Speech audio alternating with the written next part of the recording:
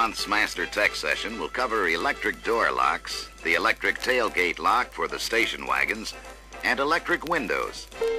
A brief review of the basic fundamentals of operation for each system will be given first, and this will be followed by diagnosis and service tips to correct the more common problems encountered with each system. Let's start with electric door locks. On a car equipped with electric door locks, all doors can be locked automatically at either of the front doors. This is accomplished by pushing or pulling the lock button to lock or unlock the doors in the same manner as locking them manually. The Imperial is the only model that's different.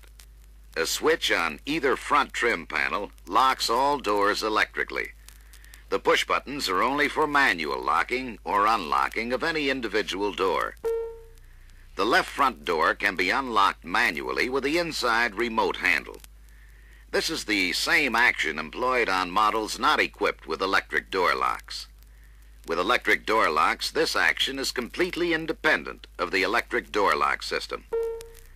Since the push button on the left door is strictly to actuate the door locks electrically, it cannot lock the left front door mechanically from inside the car. The ignition key must be used to lock it mechanically from the outside. In the event of a power failure, the right front door lock button will lock or unlock the door mechanically. An override device on the linkage is used to accomplish this action. The inside remote handle cannot be used to mechanically unlock the right front door. On four-door models, the rear doors can be locked or unlocked electrically by either front door lock button. They can also be mechanically locked or unlocked individually by their respective door lock button. Starting with the left front door, let's take a look at how the electric door locks work on all but Imperial models. The door lock button is connected by a link to a spring-loaded toggle switch. By pushing the lock button down, the toggle switch is activated. This momentarily completes a circuit between the circuit breaker and the door lock relay located behind the right front cowl trim panel. The energized door lock relay completes the circuits to the lock winding of the solenoids in both front doors and the rear doors in the four-door models. Each solenoid is grounded independently to the door inner panel. The solenoid is connected to the door latch mechanism by a link. When the lock winding of the solenoid is energized, the plunger in the solenoid moves out to lock the door. Pulling up on either front door button will electrically unlock all doors. The action is the same as the locking sequence, only it is reversed. The toggle switch is activated in the opposite direction. The circuit is completed through the circuit breaker the same as in the lock sequence. But now the door unlock relay is momentarily energized. The energized relay then activates the unlock winding of the solenoid. The energized unlock winding of the solenoid retracts the plunger and the link connected to the door latch to unlock the door. Let's look at service procedures for electric door locks. If the electric door locks are not operating properly, the most common service performed is adjustment of the door lock solenoids for correct positioning. If you can hear the solenoid operating but the door does not lock or unlock, disconnect the battery, remove the trim panel, and loosen the two solenoid mounting screws. Push the solenoid all the way down. Then carefully pull upward on the solenoid link until the door locks. Hold the link in this position and tighten the solenoid attaching screws. Incidentally, don't hold the solenoid down while pulling up on the link. You want to lift the solenoid by the link. This will position the solenoid properly with the link extended. Now, let's take a little closer look at the switch and see how it works. We'll also discuss some minor problems that the switch itself can cause and how they can be corrected. The door locking switch is basically a simple two-position toggle switch. One contact completes the circuit to the door locking relay, and the other contact completes the circuit to the door unlocking relay. Since the solenoids can only be momentarily energized, The toggle is returned to a neutral position by a double-action spring after the door lock button is released. Because the left front door lock button is connected only to the switch and not the door latch, the button also returns to the neutral position after being released when locking or unlocking the doors. Whenever the trim panel is removed for any reason, make sure that the toggle of the switch is lubricated at the point where the leaves of the spring contact it. If not lubricated, corrosion from moisture could result. If the condition is allowed to become extreme, there's the possibility that the toggle will not return and the contacts remain closed. In this case, the relay will remain energized and all solenoids will have constant current to the winding that is energized. Of course, this could result in burning up the solenoids. If a complete failure of the electric door locks occurs, an electrical test will have to be made. To conduct the electrical tests, check the battery voltage to make sure it's fully charged. You'll also need a standard DC voltmeter. The door locking and unlocking relay is located behind the right front cowl trim panel. To test it, connect the positive lead from the voltmeter to the bus bar on the relay assembly. Connect the negative lead to a good ground. With no load, the voltmeter should read full battery voltage. When the locks are activated, the voltage drop should read approximately 1 1/2 volts. If no reading is obtained, the circuit breaker should be tested next.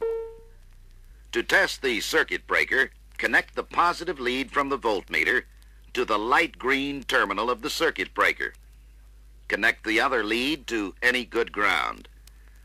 A reading on the meter of full battery voltage indicates that the circuit breaker is good.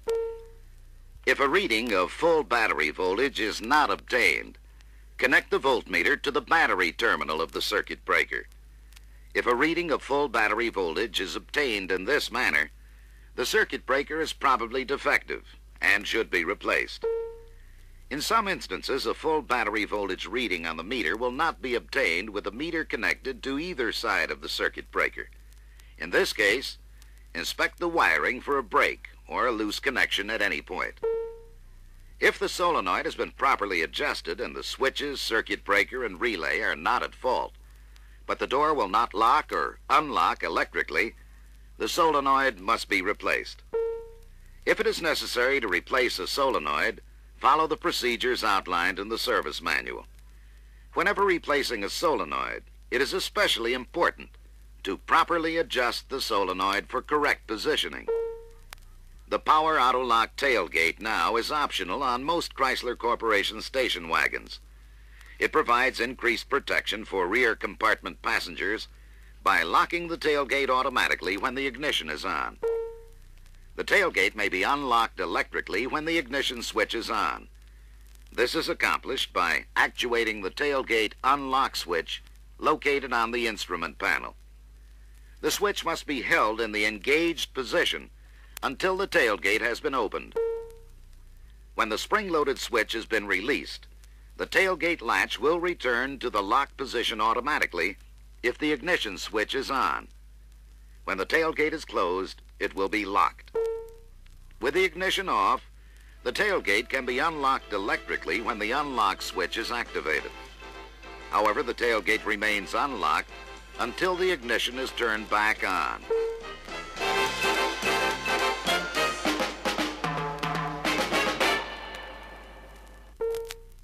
The tailgate can be unlocked manually with the ignition off by using the tailgate key or pulling up on the push button on the inner tailgate panel. It can be relocked manually by key or push button or electrically by turning the ignition on. I think if the operation of the tailgate solenoid is explained, it will be much easier for you men to understand why adjustment of the solenoid is even more important for the tailgate than the doors. Let's look at the B-body solenoid and see how it works. It operates the opposite of the door solenoids. It retracts to lock and extends to unlock. It also has a switch with contacts for each coil. In the unlock position with the ignition off, the lock switch contacts are closed. However, neither coil at this point is energized. When the ignition is turned on, the lock coil is energized. The plunger moves into the coil, and the shaft retracts to lock the tailgate latch. This opens the lock switch contacts, which are physically held open by the latch. With the contacts open, the lock coil is no longer energized, although the ignition remains on. The unlock switch contacts are closed, but not energized. When the tailgate switch is activated, the unlock coil is energized through the closed unlock switch contacts. The plunger moves into the energized coil, and the shaft extends to unlock the tailgate latch. It remains in this position until the switch is released and the coil de-energized. Because the ignition is on and the lock contacts of the switch are closed, the lock coil will be energized again. The plunger again retracts the shaft to lock the tailgate. If the solenoid is misadjusted, the lock switch contacts will not open.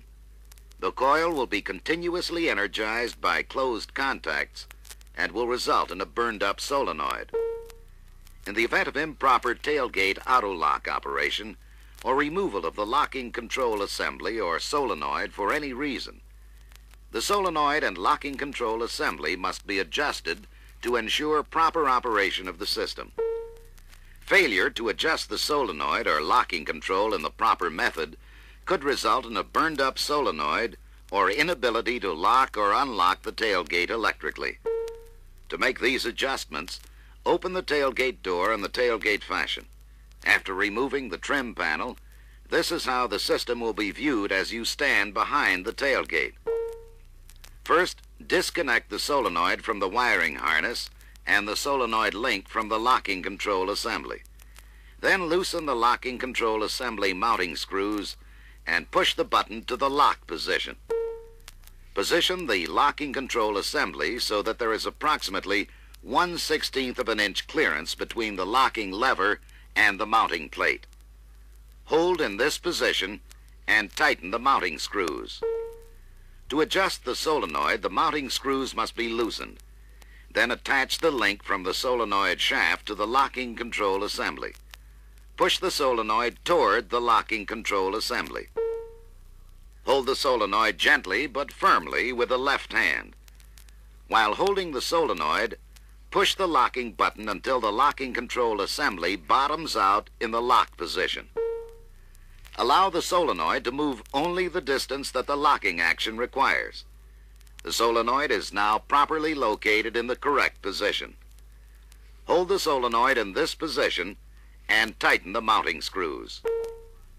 With the locking control and solenoid properly adjusted, there should be about 1/16 of an inch between the locking lever and the locking control mounting plate when it is in the lock position. In the unlock position, the distance between the locking lever and the tab on the mounting plate should be the same as in the lock position. If the clearances are not close to being the same, the locking control and solenoid should be readjusted. To test the system, connect the solenoid to the wiring harness. Turn on the ignition and operate the tailgate unlock switch. The tailgate should unlock. Release the unlock switch. The tailgate should lock. Leave the ignition on and perform the last test at the tailgate door. With the ignition on, pull the door lock push button lightly toward the unlock position and try to open the door by the handle. If a slight vibration is felt and the door will not open, the solenoid is correctly positioned. If the push button resists efforts to unlock but no vibration is felt, the locking control and solenoid should be readjusted. The solenoid operation for the C body is identical to the B body, except that it extends to lock and retracts to unlock. To adjust the C-body solenoid, push it toward the bottom of the tailgate and hold it lightly. At the same time, push the button to the lock position to locate the solenoid. Hold in this position and tighten the mounting screws. Checking the adjustment and operation of the C-body solenoid is done the same as the B-body. However, if no resistance or vibration is felt in the lock button, other checks must be made. You'll have to read this month's reference book for the complete procedure. Power window service is pretty much limited to 3 basic conditions: slow or partial operation, an individual window not operating, and of course total system failure where none of the windows will operate. Most power window problems involve slow operation of a window or a window that will not travel to the full down position. This condition can usually be traced to a mechanical rather than an electrical condition. However, first, determine if the motor is getting voltage by activating the switch and keeping your eye on the dome light. This simple test will also tell you if the problem is in the wiring continuity. Here's how it's done. Put a load on the battery by turning on the headlights and the interior lights. Then, activate the window switch. If the motor is getting voltage, the dome light will dim. This also confirms that the wiring continuity from the switch to the motor is not at fault. The dome light test only tells you that the motor is getting voltage. You still don't know if the voltage is sufficient. However, before making a voltage test on the motor, eliminate the possibility of an alignment problem in the glass run channels. If the window works at all, lower it about halfway down. This is the best position to check for alignment problems, since the window is not being held steady by the down stop or the up stop. The best way to check the window for any binding conditions is to grab it and wiggle it in all directions, and determine by feel that the window is free to travel in the channels. Once you're convinced that the glass run channels are not at fault, the motor will have to be tested and possibly replaced. The service manual has the procedure for testing the window lift motor and replacing it. If you have to replace it, the entire regulator assembly should be removed from the door to remove and replace the motor. Do not attempt to devise methods to remove the motor from the regulator with the regulator still installed in the door. The proper way to remove the motor from the regulator is to clamp the geared sector and plate securely together in a vise. Remove the assist spring and then remove the motor from the regulator. If the motor is removed properly, there are a couple more tests that can be performed that may indicate the motor is not at fault. These tests are outlined in the reference book for this session. If the motor is not removed properly, possible injury could result. A full explanation of what can happen is also in the reference book. That's it for this session, fellas. See you next month when we'll go round and round on the subject of facts and fixes for today's tires.